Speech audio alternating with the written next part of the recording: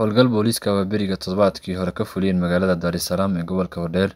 Dowlad deegaanka Soomaalida Itoobiya ayaa lagu tilmaamay fal rabshado ah, kaas oo u dhigantay sirsifayn iyo xasuuq. Sheekh Maxamed Cabdi Daahir oo ka hadlaya shir jaraa'id oo uu Sabtidii ku qabtay magaalada Gaarisa, odayaal kalena ay garab taagan yihiin, ayaa ku eedeeyay dowladda hoose uu hogaamiyo madaxweyne Mustafa Cumar in ay ku kacday xadgudubyo ka dhan ah xuquuqda aadanaha oo ay ka geysteen maamulka deegaanka oo madax ka yahay Mubaarak Maxamed. ciidamada waxaan baaqo dadka aad leynaysaan eed bacda basbaas kale madaxa u gelinaysaan eed ku tumanaysaan dadkiinni weeye waxaana wax taariikh reebi doona weeye. Magaalada oo leh in ka badan 100 ceel waa la degi laayahay, adeegyada asaasiga ah ayaa ka maqan, dilalka aan loo meeldayn ee dadka deegaanka ayaa sii socda, ayuu yiri Sheekh Daahir.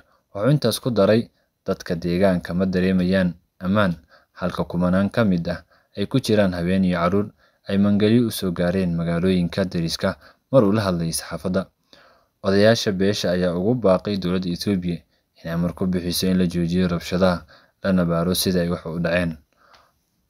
Kooxaha rabshadaha geystay waa in sharciga la hor keeno oo ay ku jiraan taliyayaasha saraakiisha deegaanka, maadaama ay ku xadgudbeen xuquuqda shacabka, ayuu yiri Sheekh Daahir oo hadalkiisa sii watay.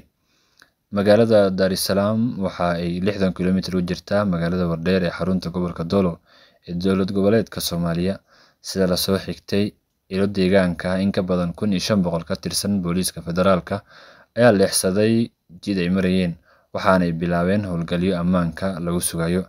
Dhacdadan ayaa dhacday Arbacadii, Juun 21 goor barqo ah. Qaybta booliiska ee lagu tuhmay inay howlgalkaasi fuliyeen ayaa ku sugan xadka Soomaaliya. Waajibaadka booliiska xuduudda federaalka waa in ay sugaan xuduudaha, maaha in ay si degdeg ah u fuliyaan howlgallada subaxnimo ee goobaha rayidka. Maxamed Nuux oo ah oday deegaanka ayaa khadka telefoonka ugu sheegay shabakadda wararka. Dadka deegaanka ayaa rumaysan in booliiska si qaldan loogu wargeliyay xogaha hubeysan ee ku nool Dar es Salaam, taasoo ay bixisay qabiil kale oo isku haysteen maamulada goob biyo oo ah muhiim ah. Warar aan la xaqiijin ayaa sheegay in boqolaal la ururiyay xabsiga tan iyo Arbacadii. Booliiska federaalka Itoobiya ayaa ka gaabsaday inuu ka jawaabo wararka ku saabsan dhacdadan gacan ka hadalka markii la daabacay sheekadani.